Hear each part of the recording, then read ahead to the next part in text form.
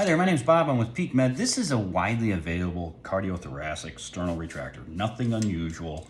It has also a mitral valve component to it, and you can buy disposable inserts for suture guides.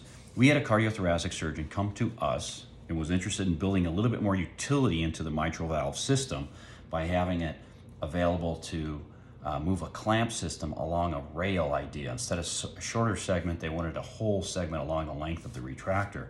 So we came back utilizing the idea of this type of disposable suture guide, and we created this stainless steel insert.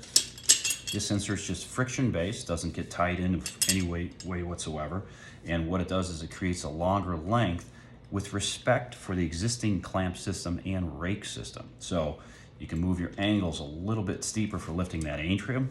We can make this longer, or we can make it shorter. We can bring it off the back a little further if you like too. But this is just an idea of what we can do with design and modifications that do basically not require any modification to your existing retractor system.